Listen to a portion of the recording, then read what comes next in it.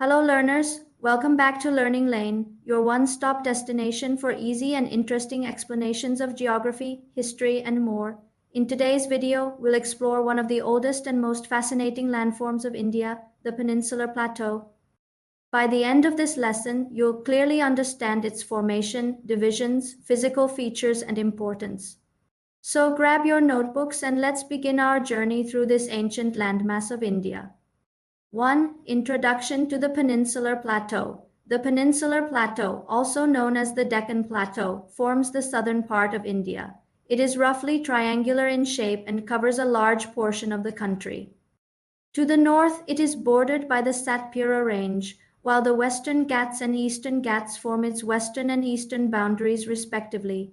It stretches all the way down to Kanyakumari in the south. Because of its elevated and flat appearance, it is often described as a tableland.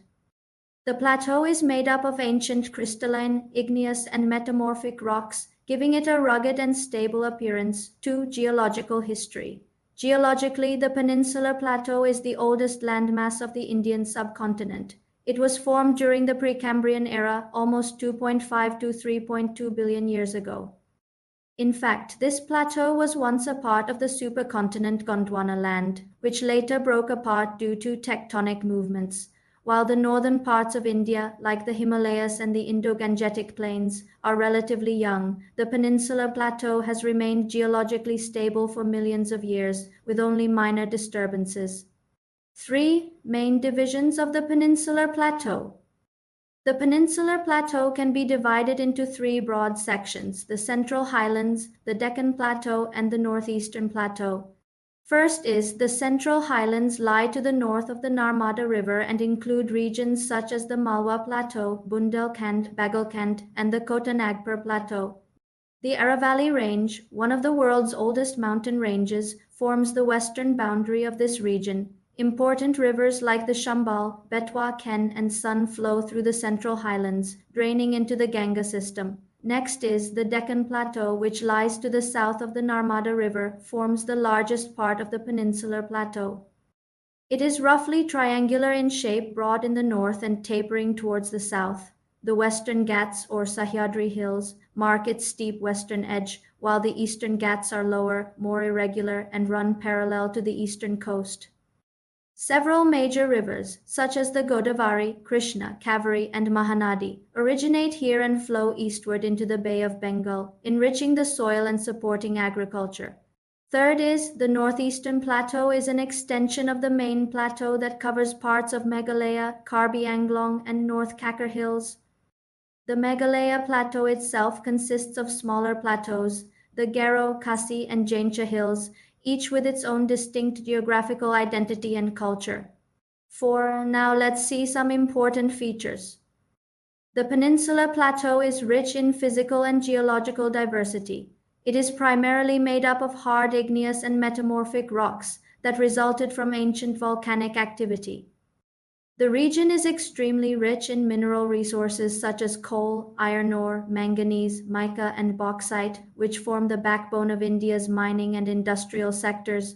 The rivers of this plateau are mostly seasonal and depend on rainfall, as the region doesn't have perennial snow-fed rivers like those in the north. The average height of the plateau ranges between 600 and 900 meters above sea level. The Western Ghats in particular are known for their scenic beauty, dense forests, and biodiversity, and have been recognized as a UNESCO World Heritage Site. 5. Significance of the plateau. The Peninsular Plateau plays a vital role in India's geography, economy, and ecology. Its mineral wealth supports several important industries and provides employment to millions of people. The plateau also gives rise to many major rivers that supply water for drinking, irrigation, and hydroelectric power generation. Its forests are home to diverse wildlife and contribute to maintaining ecological balance. Moreover, many ancient civilizations and kingdoms, such as those in the Deccan region, developed and flourished on this land, adding immense historical and cultural value. To sum it up, the Peninsular Plateau is the oldest and most stable part of India's landmass.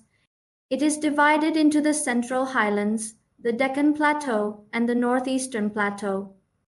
The region is rich in minerals, full of natural beauty, and crucial to India's development and biodiversity.